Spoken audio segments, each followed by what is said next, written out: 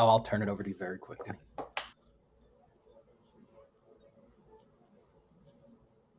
Welcome everyone to the November 2022 CTIPP Can Call. We are super excited to be off the normal Zoom link. This is a trial here.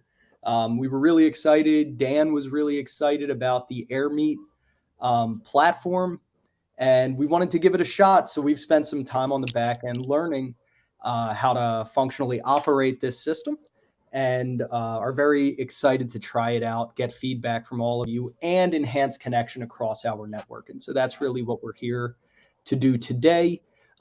Just as a quick test, because we can't see you all on the stage with us, there's fun reaction buttons that sort of pop up and filter up along the screen. So before I turn it over to Laura, just to see how the functionality is working, saw some love there.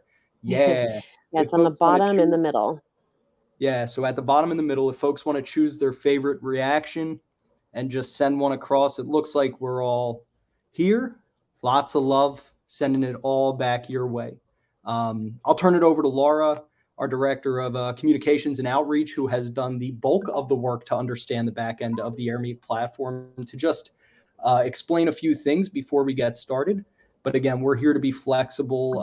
We're excited for this opportunity, and look forward to all of your feedback, both about the work that you do and how Airmeet functions as a platform. So Laura, I'll turn it over to you for the time being. Great. Thank you, Jesse. Welcome, everybody. So if you are here, that means you completed steps 1 through 4 correctly. So take a bow. That's great. If nothing else goes right today, you did that. So that's huge, because they don't always make it easy to sign up for these sorts of platforms.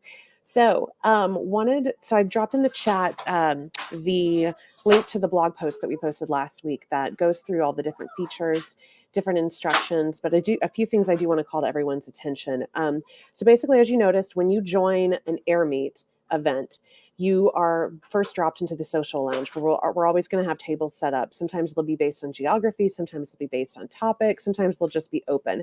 This is just your time to mix and mingle and network and talk to each other. It's open, so feel free to participate or not, but just know that that's what's happening. Then once we start the session, we then all move into sort of the virtual auditorium where we are now, which opens up a whole lot more features. So if you look at the top right, you'll see a whole bunch of things. So people, let me direct the very top toggle bar. So if you click on people, you'll see everyone who's registered. And if you hover over anyone's picture or 2-letter characters, you'll see their profile. So that's why we encourage folks to fill out your profile as much as you feel comfortable, because this is how people can get in contact with you. You also can direct chat each other. I can't imagine this would be an issue, but there is also a feature to report someone if someone is being inappropriate. So feel free to use that as well. And then again, this is where you can put your LinkedIn profile, your Twitter profile, your email, just to make it easier for folks to follow up with you after the call.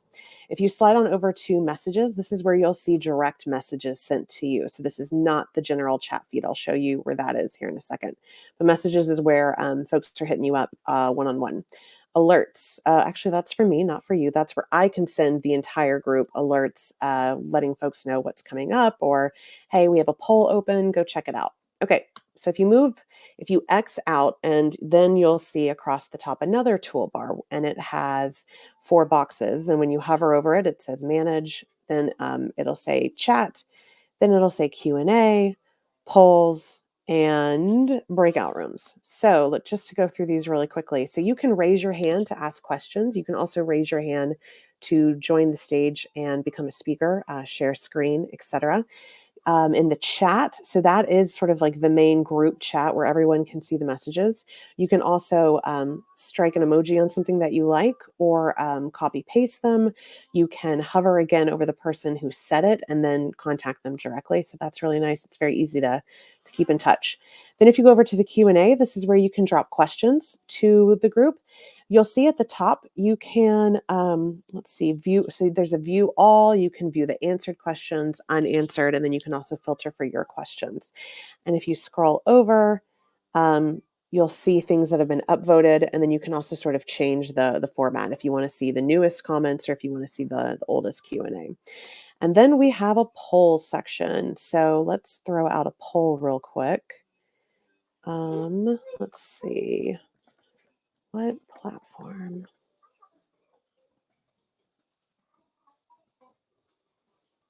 And there were supposed to be some already populated, so they didn't save, so that's good to know. So bear with me for one moment. I type furiously. We are We will testing forgive today, any typing errors for this one here, Laura. right? I know, Of seriously. course. Okay, Yeah. so let's test the poll real quick. So what social media platform do you most? There you go. Typo. Oh, look, wait, Forgiven we ahead can. of time. Here we go. Wait. What platform? And look at that. You can edit. I love that. Everything needs an edit feature. Am I right? Still waiting on Twitter to come up with an edit feature. Okay. What social media platform do you use most? And so as you can see, you just click on your answer. And I can even, fancy enough, we can show on stage in real time how folks are voting. So we'll give everybody just another minute to log in their response. Okay, so Facebook is the overwhelming. Laura, is there a button to share the results? Oh, can you not see them? No, I pulled up the poll, but not the answers. It's showing answers on mine. Yeah, it's okay. We'll figure this out. Yep. Okay, I'm going to close the poll and maybe that'll pop up the results on the screen. Can you see them now? Nope. And if someone could drop in the chat, can you all see the poll results on the screen right now?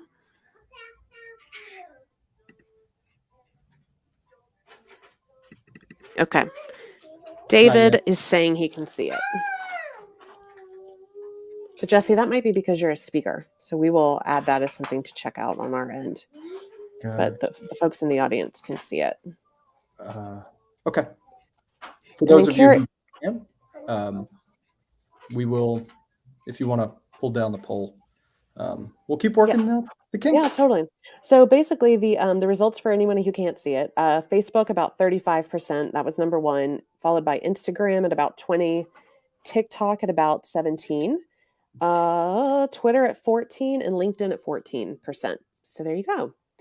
And then Carrie had a good question. How can we be sure that we're on mute? So everyone is always muted. We have to, when you raise your hand and when we click on that button to let you, that's when it opens you up to speak. So I can't hear anything. You guys are all good. Everybody's on mute right now. So those are the basic features. One other thing I do want to call out.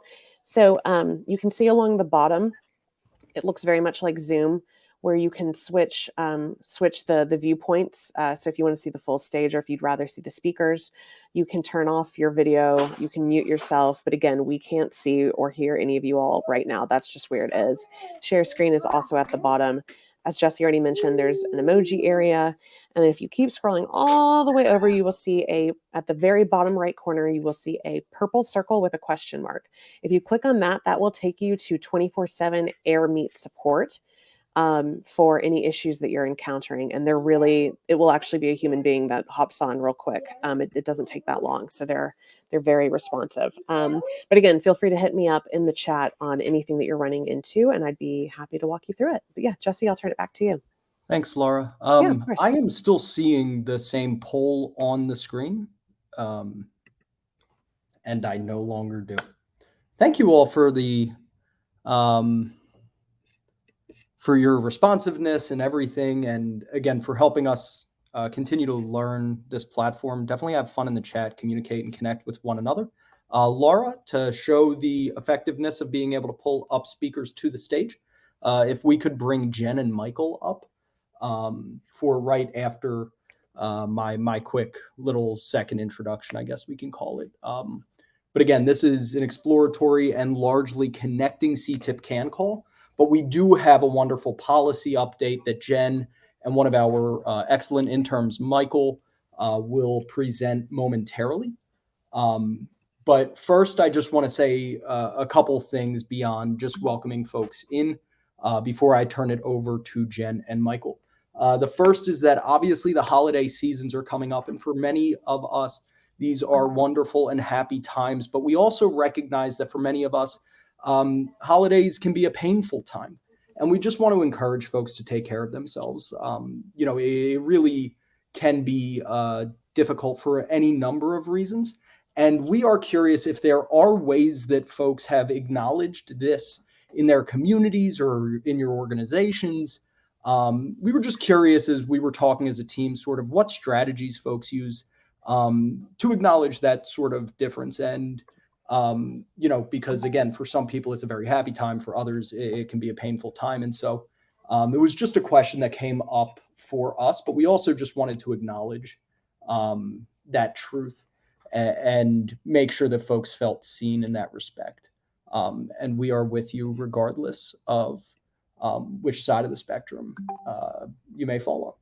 And in addition to that, before I turn it over for a policy update, as with so many nonprofit organizations, the month of November provides an opportunity called Giving Tuesday for people to be able to give to nonprofits. It's the day after Cyber Monday is Giving Tuesday, but CTIPP has been doing a month-long campaign to try and raise money for the Dan Press Memorial Fund, which is going to fund Press On. And again, Press On is a coalition of coalitions ranging from the national level to the state level, all the way to the local level, to create a scaffolded infrastructure that allows for the movement to coordinate a bi-directional flow of information where we are all connected. As a national organization, we're able to learn from the excellent work that local community coalitions and statewide coalitions are doing. We are going to continue to work to promote cross-sector trauma-informed coalitions. And then also that bidirectional flow will allow for us as a national organization to mobilize, entire coalitions to reach out, develop relationships with elected officials, and coordinate sign-on to sign-on letters, spread the word broadly. Can you please repeat the name of this project? The name of the project is Press On. So in terms of our Giving Tuesday campaign, I just put a link in the chat that would direct directly to our Giving Tuesday campaign to create support for Press On. And I will put in the chat, for those that have not heard about Press On before, I will put into the chat a quick link where you can find out more about that initiative. This is in line to support our community advocacy network, CTIPP Can, as well as our Ideas Lab. All of our programs work together. I don't see Jen up on the stage, but have heard lots of. So, Jesse, we've Yeah, Laura, encountered go a ahead, please. yeah, we've encountered a glitch. She's for some reason not able to join the stage, so I'm on with support right now. Okay. They will be with us soon to provide our policy updates. I see Michael on stage. So, Michael, while we are working through this, if you can come off mute. And hello, how are you? Doing well. I can read your lips, which is good about video, but you are muted. So we will. There we Sorry, I thought I go. turned it off. Yeah, Awesome. How are you? I'm doing well, and you? I'm doing well, thank you. It's good to see you. Good. You as well. All right. So we are just finding out how to pull Jen up onto stage. And I see a question in the chat, which I will answer, which is Carrie said, how can we be sure we are muted? And the answer is that Carrie, and to other participants that are with us, we actually can't see or hear any of you right now. As we are doing with Jen, Jen is in the call. They are with us, but they are not on stage.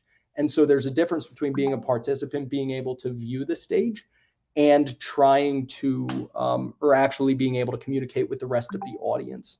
And so as audience members, you don't need to worry about being on mute.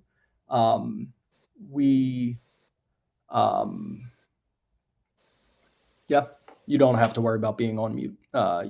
We can't hear you, but do encourage folks to continue using the chat functions. As Ali just mentioned in the chat, until going into breakout rooms, you don't have the function of being able to communicate with the rest of the audience members outside of chat and Q&A. So this, again, unexpected little obstacle. But Michael, if it's all right, not to put you on the spot, so you don't need to if you don't want. But for our audience, while Laura and Jen are working to make sure that Jen can get on stage, curious if you just want to introduce yourself for our audience. Absolutely. My name is Michael Rocky. I am a dual degree Masters of Public Health and MBA candidate at Drexel, graduating in March. I found out about CTIPP and have been interning for the past few weeks through Dr. Bloom, who was my faculty mentor. So I'm just very excited to be here and share some of the work that Jen and I have been doing. Yeah, we're really grateful to have you and for the work that you've done with Jen. It's truly a really great project to help facilitate a greater understanding of how federal resources are being allocated and where a lot of our network can get that information and apply for funds. So really appreciate the work you've done. So Dr. Sandy Bloom has been our board chair since CTIPP was incorporated, is also associated in, she's a faculty member at Dornsife Drexel School of Public Health, and so has helped to support bringing in a number of talented and wonderful students, Michael being one of them. Can we learn more about the project? And is it federal or? So that's what Jen and Michael are going to share. Jasmine, yes, we have solved the problem. Airmeet support that was just a quick test to test Airmeet support in real time. I'm going to go on mute and stop blabbering. Jen and Michael, I will turn it over to both of you.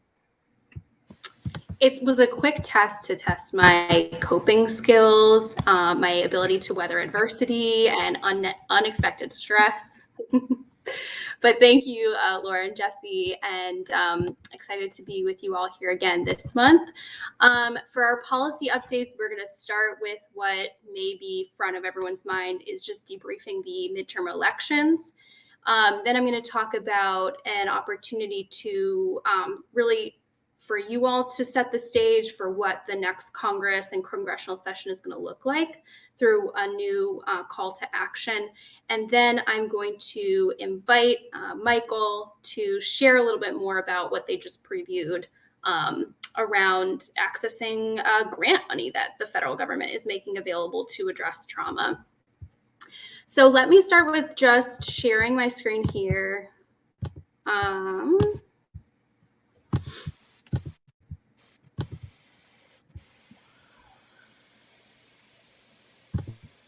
And to walk you all through. So today we are 1 week and 1 day out from the midterm elections. Some of you may have voted on last Tuesday, maybe before if you chose to participate in the midterms.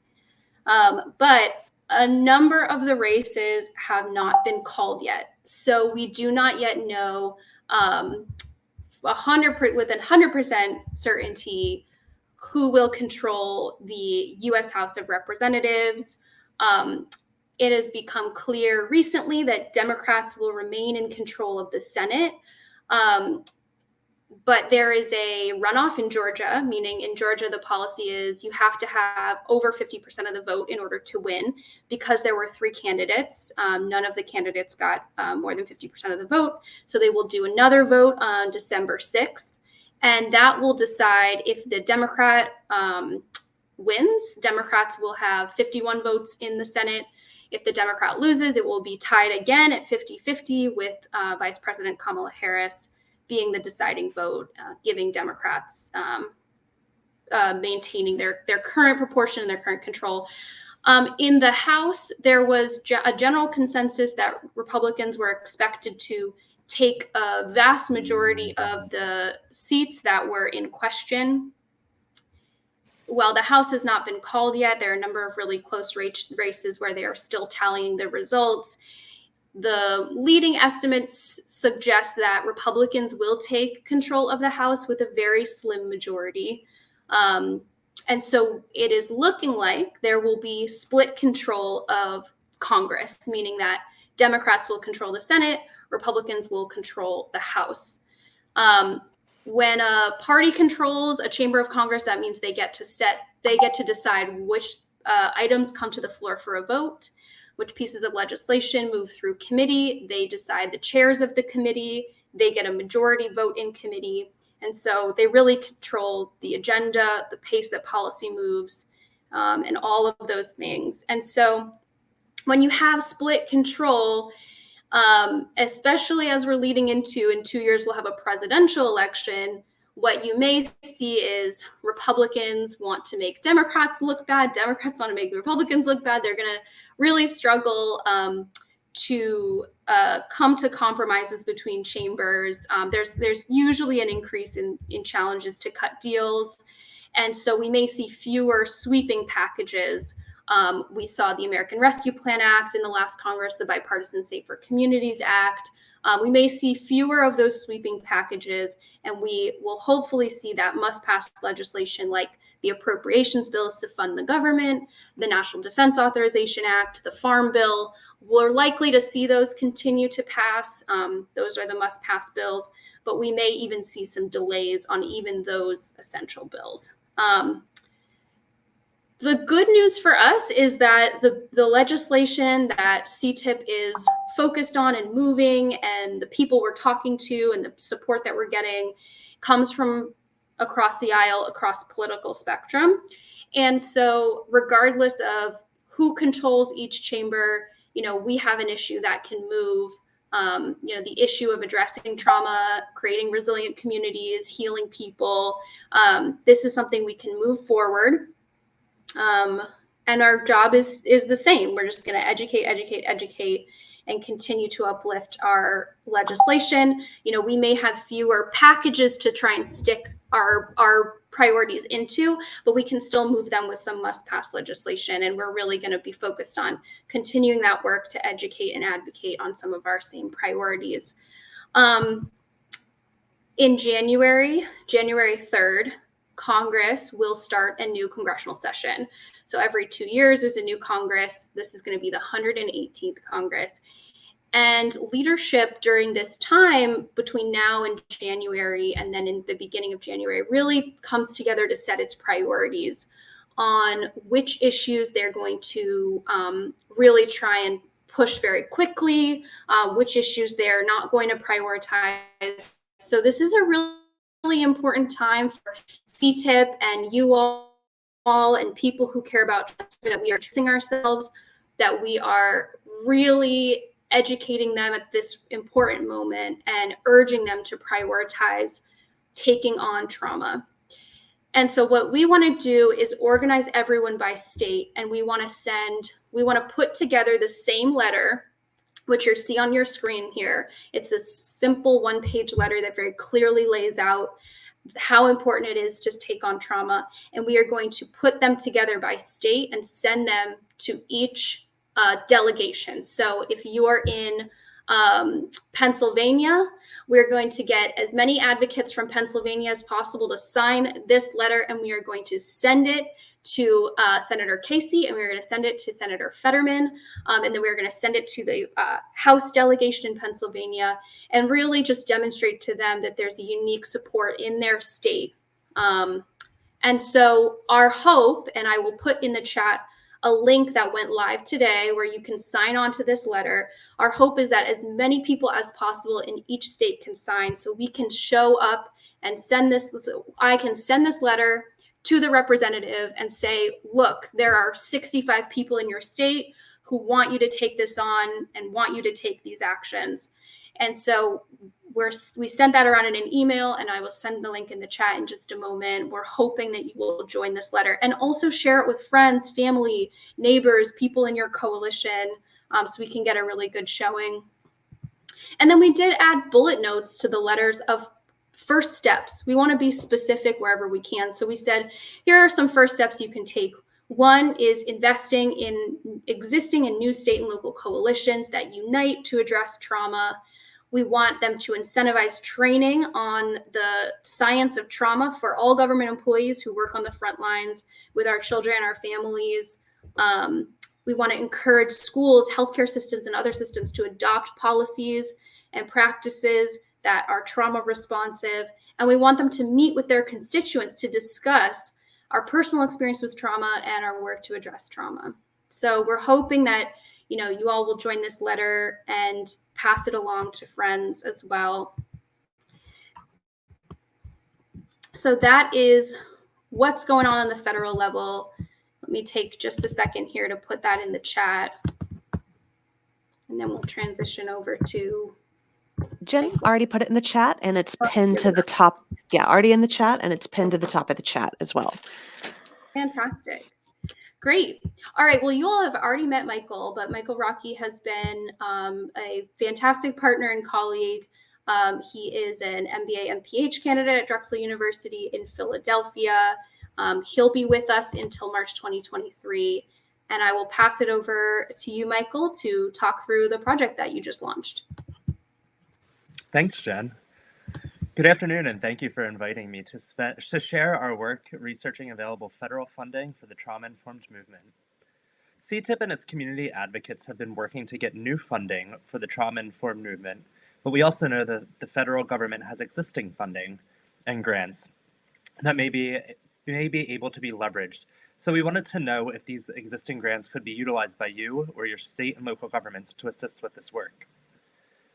Our objectives of this project were to make individuals and organizations aware that there is federal funds for the trauma-informed movement available, and possibly available to them. We want to encourage people to build the capacity and offer possible assistance to apply for these federal grants. We also want to support organizations in advocating to their state and local governments to apply for these grants, especially if these funds can be subgranted to smaller organizations and nonprofits. Another objective is to draw individuals and organizations into CTIPP as a specialist on grants in this space. We also wanted to find and share trends as to where the federal government is putting funds for trauma, so we can advocate better for resources for the trauma movement. And finally, we wanted to receive feedback on what else would be helpful for CTIPP to provide in this space. In our analysis, we searched grants.gov for funding throughout October of 2022. We searched keywords trauma, adverse childhood experiences, healing, and prevention. We yielded 24 grants that could be useful to our network. Many of the grants we found have an award floor of less than $100,000, which means some of these grants can be awarded at $100,000 or less, so smaller organizations and smaller local governments are invited to apply. Unfortunately, these grants are pretty siloed, but span across many topics, with a majority focusing on violence prevention and child welfare. Most of these funds are available to 501c3s, local and state governments, and some are available for tribal nations. This is just a snapshot of October, and grants.gov is refreshed constantly with new grants becoming available. In our report, we have a full breakdown of the grants by issue, eligibility, and grant size. We invite you to check out our catalog of grants following the analysis to see if you are eligible to apply for federal funding. I'm going to turn it back over to Jen to share our report. Thank you. Thanks, Michael. I'm going to share the report with you all now, but Laura put in the chat the link where you can look at it yourself, but it's in PDF form. It's a 2-page report, and then we list all of the grants that we pulled from for our data. And we really want to know if this is useful for you. And so what we did here was we provided a summary of what's a federal grant and what exactly we did, which is exactly what Michael shared.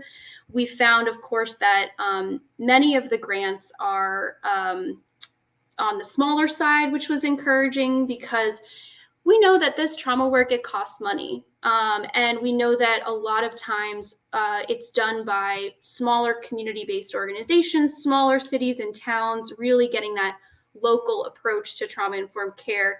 And so if all of the trauma-related grants were a minimum of $1 million. That would really price out some of our organizations who don't have the capacity to manage $1 million grant.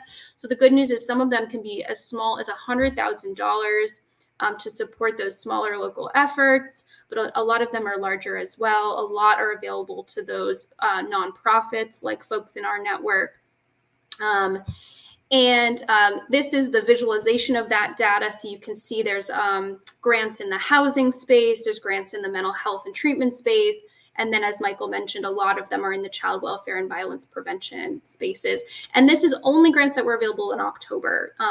As Michael mentioned, grants.gov is refreshed constantly. Even now in mid-November, you can look up and see grants that we didn't see at that point. And we included as well in our report the list of grants. And so you can see, for example, there was a grant that was open, administered by SAMHSA, called the Resilience in Communities After Stress and Trauma. These are the recast grants. And these were for communities that have recently faced community violence, collective trauma, civil unrest. And so the state or county or a local nonprofit could apply for this grant and use it to help heal the communities after a recent event. But if advocates don't know that these funds are available, how can we tell our state, hey, listen, we just experienced this really traumatic event, a really violent event, we think you should be applying for this. And so we wanted to just show this resource, and you all can use your imagination of how could this be useful to me at my organization, in my community, in my state, and give us feedback. You can email me directly, or you can email advocacy@ctipp.org, which is posted here in the report. And we want to know, is this potentially helpful for you at your organization? Do you need help applying for these grants? Would this be helpful for you to see on an ongoing basis every month? Is there a toolkit we can provide alongside this? So we really want this to be a helpful resource for you all, and to just get feedback. Is this helpful? How can we continue to help you in this way? So big thank you to Michael for driving this report. And we hope to hear from you all. Hit us up and tell us how we can continue to help. Thanks so much. Thanks, Jen. Thanks, Michael. So far, we've gotten 2 yeses, a total of 7 exclamation points.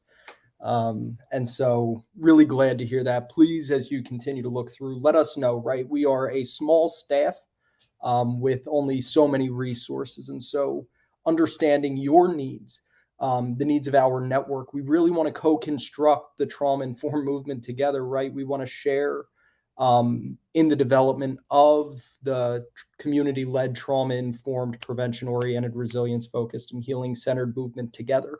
And so your feedback on stuff like this is really, really helpful. So again, Jen, Michael, thank you so, so much.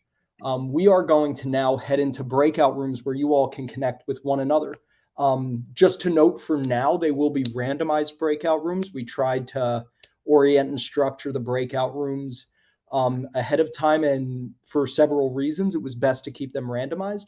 But I just want to highlight, as many of you who joined before 2 o'clock or around 2 o'clock saw, there are informal tables that after the call, we'll keep the general session open. So that way you can connect with folks in at those tables as well as these breakout rooms. But we'll have about a half hour to 35 minutes here to explore 3 questions in the chat, or that I'm about to put in the chat, that we at CTIPP really wanted to learn from all of you, that I'll go over really quickly before we go into breakout rooms. One more note about the breakout rooms is that it might take 15 seconds to go there.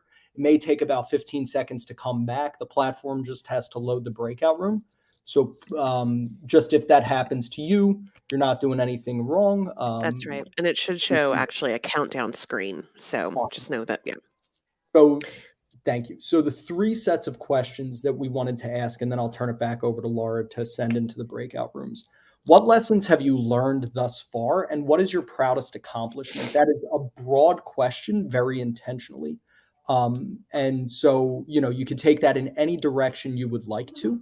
The next set of questions are, what are your hopes for the future, and what most excites you about work in the new year?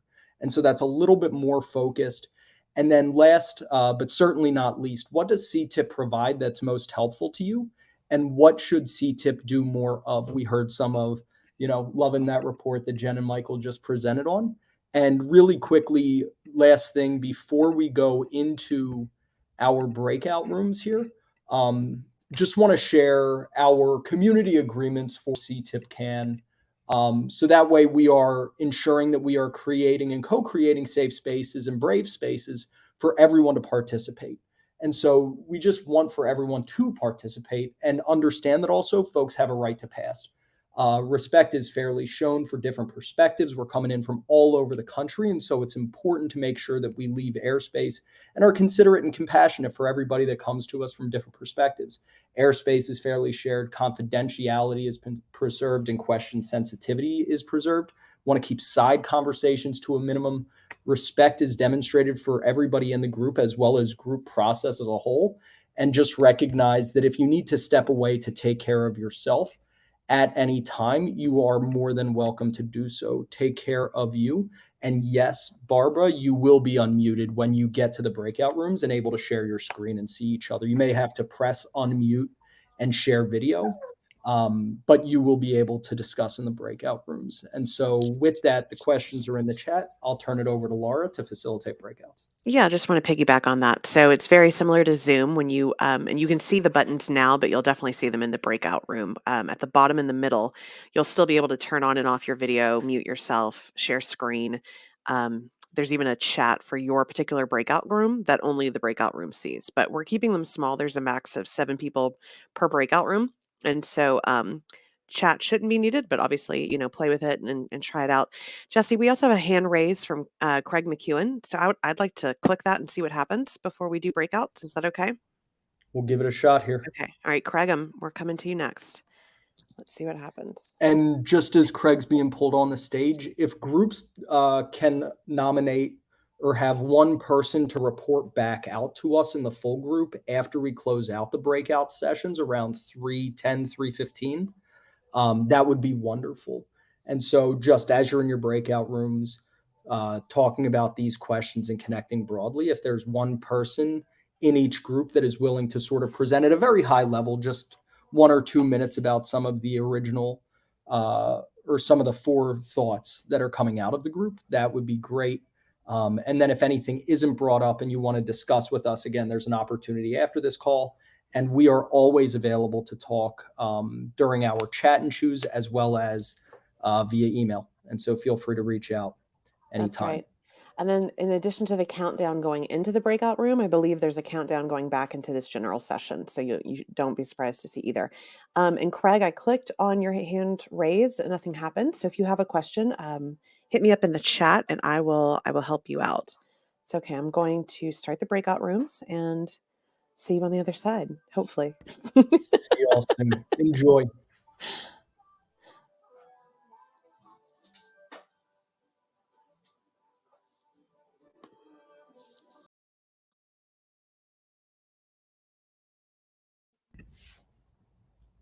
Folks coming back to us? Did it work?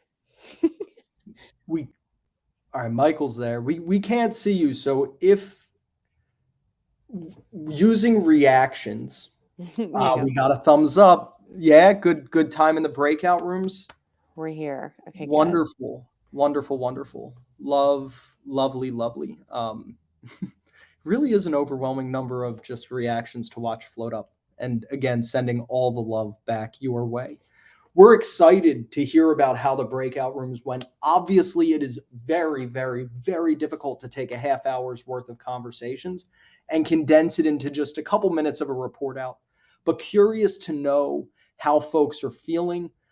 So if we do have anybody who is sort of the speaker for the group, if you will, we had 4 breakout rooms, all of about 7 people for the most part. Curious to hear your experiences, your thoughts in a few minutes. So if you're able to raise your hand, Laura will. Jen just messaged me and said that we should do this by breakout room, which makes total sense. And their mind often works much better than mine does. So if there is a speaker for breakout room number 1, and you're able to raise your hand for Laura to call you up, that would be wonderful. And so, I cannot, it just says names. It doesn't say the numbers. So can I just go in order of hands raised? yeah, so if your hands are raised, keep your hands up. We'll bring you up on stage to sort of report out. Or Laura, maybe we can bring everybody up on stage. I can only bring people up at one at a time. Gotcha. So we have Joan Duval Flynn, who's an original board member for CTIPP. It's wonderful to see you, Joan. Thank you so much, Jesse. Yeah. Good to see you. You too. I was at breakout room number 3. I was there with Lindsay Snyder and Myra Diaz and Heather Dumas and Lindsay Kellum. And I think I got us all, ladies. So it was wonderful. There was Washington State, Illinois, Arizona, and let me see, Pennsylvania for me. And I'm not remembering the other state, but anyway, and mostly social workers who are leading trauma-informed efforts in their local surroundings. Some with schools. Heather was with a shelter for domestic violence, and so to summarize, one person, I think it was Myra, who is learning how policy moves in Illinois and the importance of building coalitions. Lindsay in Iowa was the other state. And she has moved from a broader focus in her work to into the schools. And she is learning to adapt from the macro to the micro. She's a licensed social worker and a school-based therapist. So Heather, she does direct services, and she has observed something that we've observed out here in Pennsylvania, that a lot of work has to be done with the internal staff. And Lindsay is training across state educators and learning that there are organizations across her state. And so it was so exciting. People are in different places. The common problem that they found is the shortage of professionals to do the work, to meet the demand of the people. I know we could share that from Pennsylvania, from Washington State, from Arizona. The professionals needed to meet the demands of wounded people. There's just a shortage. Mm-hmm. So maybe that's a word for universities to open up their schools and do this training. So let me see. Was there one more thing I was supposed to report about? CTIPP. Yeah, what can CTIPP do? Okay. Well, right now, everyone is excited about the resources that you provide. And they're all at different stages in their personal development.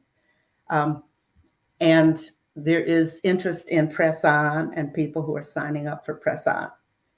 So I'm not sure that our group projected what you could do in the future, but our group did respond to how important it is what you're doing right now and the resources you're providing, and how they're getting to learn that this movement is a national movement. Thanks, Joan. Thank you for the report out, and appreciate the great group that was in breakout room number 3, as I'm sure is the case for the other breakout rooms as well. And we'll keep coming back for how we can continue to move the movement forward alongside all of you. It is going to take all of us, and so for the sake of time, Carrie's up on the stage with us now. So Carrie Sipp, our friend from Paces Connection, if you can provide a quick 2-3 minute report out about how your breakout room went. Great. Set timer for 2 minutes. There we go. 2 minutes. Counting down. Technology's here for us. So we had a great group. We had Washington State, Oregon, the state of Tennessee, California, District of Columbia, North Carolina, and New York represented in our group. So we were coast to coast. And the big lessons that we've learned, a lot of grief and sadness and despair and frustration around the number of children who are being diagnosed with developmental disabilities or developmental delays or other issues when truly what they have is trauma, that they're stressed. You know, it's the overwhelming stress and trauma that is there, how limiting the diagnostic manual is in giving us a correct diagnosis. And it seems like the systems perpetuate a sense of disrespect and retaliation in the sense of disrespect and evoke a sense of the need to retaliate. So we heard a lot about that and the need for the big lesson being the need to reduce ACEs. And there was a lot of good back and forth between some of the members about about the group. And also the big lesson in how many different programs and efforts there are out across the country to do this work. And how good it is that you know, that we can capture some of this, and how much we'd love to capture all of it, but also the joy over the positive childhood experiences becoming a part of what the work is that we do, and what a shift that is. The hopes for the future and what excites us for the new year. There's 2 minutes. I'll add one more. There we go. Add 1 minute. That we can get some action out of Congress, that the elections were not as horrible as everybody thought they were going to be, and that maybe we can get some bipartisan cooperation, that the positive childhood experiences, we can leverage that, and that we can get some violence reduction going, especially we were talking about in Tennessee. And then so that we dance with the folks who brought us the questions about CTIPP. There was a lot of gratitude about the organization bringing people together, the opportunities such as this to exchange, the clarifying information that you're bringing about, the work to aggregate funding available, the awareness that you're raising. I found this on the web. Oh, that's okay. The interweaving of policy and change and what's being done. And so much that we focus on listening and the incentive to heal, but it's not just incentive to there is a tremendous incentive to heal in this group. So there we go. I think that was 3 minutes. Thank you. Thanks, C. Yeah, so, you know, as we move ahead, there's much work to do in Congress, regardless of who your representative is, regardless of their perspective. Trauma impacts every corner of this country, all communities. And so, you know, we will continue to promote this work across policymakers and have hope that regardless of political swings, the trauma-informed movement will continue to have great legs moving forward. Craig, I see you up here with us. A couple minutes to share from your breakout room. You are muted if you are speaking. Hi there. Many thanks to a great group from Michigan, District of Columbia, California, Illinois, and Virginia. Lively conversation. And I'll focus on some of the hopes and some of the hopes for CTIPP as well. A continuing theme was the hope for greater awareness of PACEs, of trauma-informed care across silos and connections across silos as communities work more cohesively on change. the education about the pair of ACEs, not just the household ACEs, and a hope that there would be policies that would move beyond trauma-informed care to prevention of adversity and trauma. CTIPP role, opening up conversation, as Carrie mentioned, great appreciation. A couple of folks in our group were new to CTIPP and appreciated the chance to connect. And in fact, some connections were made in Michigan on the call. Again, thought that opening up the policy emphasis to have primary prevention policies as well as trauma-informed policies. The hope that state level action could be supported through CTIPP for state policies that go beyond ACEs to trauma-informed care. And I think I will stop. A lot of focus on criminal justice and support for policies, not just mental health, but follow-up and support for folks in correction system and beyond. Thank you, Craig. Appreciate you sharing all of that. Definitely need to continue to move upstream and, prevent as well as educate about, it's prevention, it's intervention, and it's treatment. It's all of those, but we need to move upstream toward prevention to create space in our systems that leads to trauma-informed care and healing-centered engagement. Brandon, really looking forward to your report out. You are also muted. If you are, yep, there you are. All right. Go Can ahead. everybody see me? You're all good. Can you hear me? Thumbs up. We're good.